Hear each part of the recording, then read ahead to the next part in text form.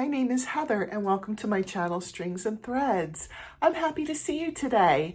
Today is Sunday, and Sundays I've been doing a little thing called Giving Sunday, and it's to bring awareness to ways that you can help your community as a crafter, specifically knitting and crocheting. And I show you what I've done and what I'm going to do with it, not as a way to pat myself on the back, but just to bring awareness. There are plenty of organizations out there that can use our help, especially this time of year, with hats, scarves, mittens to keep warm. And there are probably plenty of places in your area close to where you live so that you don't have to mail if you were wanting to give. I know sometimes finding the places to give can be the hard part. I know hospitals will take things, handmade things for babies or for people who are getting treatments and want a blanket or a lap blanket, or I've heard of prayer shawls that people make and donate. Nursing homes take things. I have been making hats and splitting them between two organizations, and one is the American Starfish, which I previously was giving washcloths to. It's an organization that has created a tiny home village, so to speak. I don't know if they call it a village. I just kind of threw that word out there. But they have tiny homes for homeless people to live in, and they have washing stations, and they have been farming and growing their own food and having a farmer's market and eating their own food that they grew. And I just really am so impressed with this organization. Right now, they were collecting washcloths, and they collected a lot. I never heard a final number count, but I know that they collected a whole lot because we've had so many friends that have helped out and sent them washcloths. And so now they were asking for hats because it still gets chilly at night. So hats are really helpful to them. So I'm making hats and sending half of them each month to the American Starfish, and then the other half to the Salvation Army in Bridgeton, New Jersey. Now, I'm not from Bridgeton, New Jersey, but there is another YouTuber called Annie from Annie J's Crafts and Laughs, and she put out a plea. It was called Hope for Hats. Her town, they were in desperate need of hats. They had people coming to their Salvation Army asking for hats, and they didn't have any to give.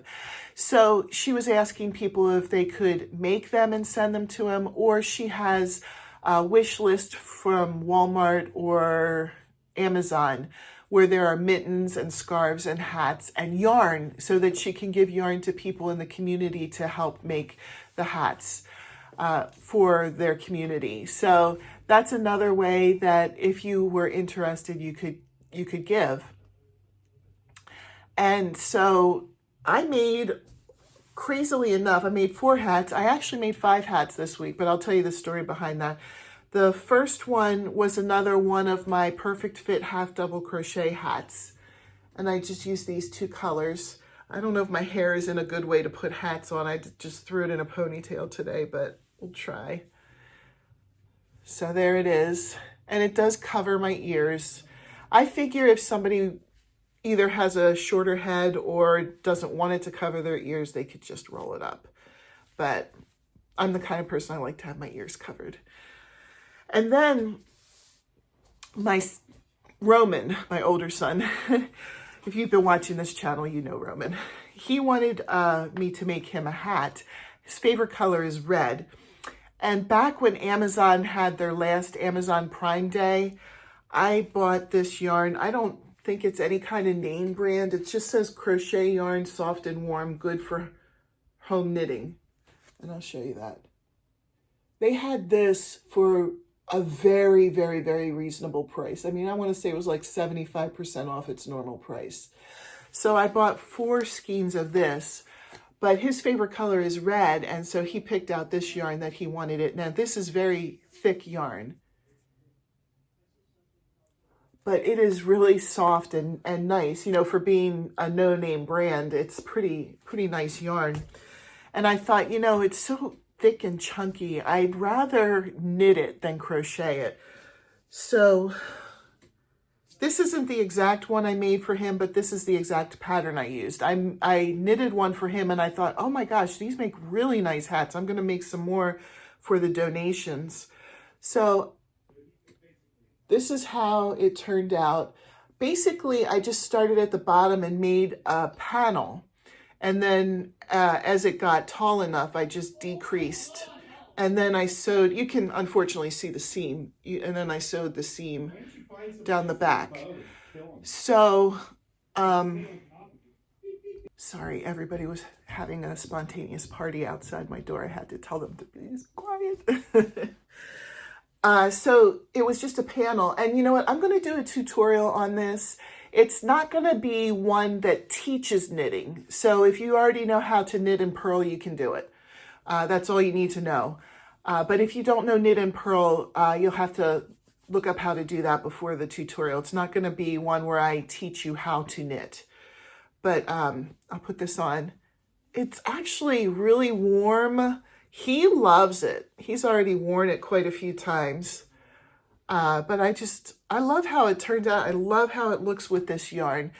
I made an Amazon list and I put more of this kind of yarn on my Amazon list because I love it so much. So I made this one. I made one for him, which I don't have up here. He has it with his coat. And then I made this one, which is basically the same. So each organization will get one of these. And then I made another one. I tried it with a different knitting stitch and it looks really small, but this is just a stretchy one. So if I put it on, you'll see even with a ponytail, it pulls down. It doesn't pull down as far. I think my ponytail's getting stuck in it. But when my hair is not in a ponytail, it does come down like to the bottom of my ears. So even though it's a little bit smaller, you could either give it to a child or you could just stretch it a little bit. This is a stretchy stitch. So I don't know if I'll experiment with other knitting stitches or not because I just really like the way it looks like this. I think these are really, really pretty. So those are the ones for this week that I was able to complete. If you watch this far, I'm going to share with you real quick that I was making a gift for a coworker and I was just really happy with how it turned out. You know how I have the dice bag books. So I did the frog dice bag, and this was with a Red Heart, I forget what they called it, shimmer, I think is what they called it, and then just, you know, regular old white. But this is a little bag. I call it a dice bag, but you can put anything you want in it. And then when you seal up the mouth, it kind of looks like it's kissing you. So I wanted to share that with you. If you're interested in the pattern, I have it up in my Etsy shop. It's also in the Fantastic Fantasy Dice Bag book that I sell, either on Amazon or in my Etsy shop. I have the book in my Etsy shop as well.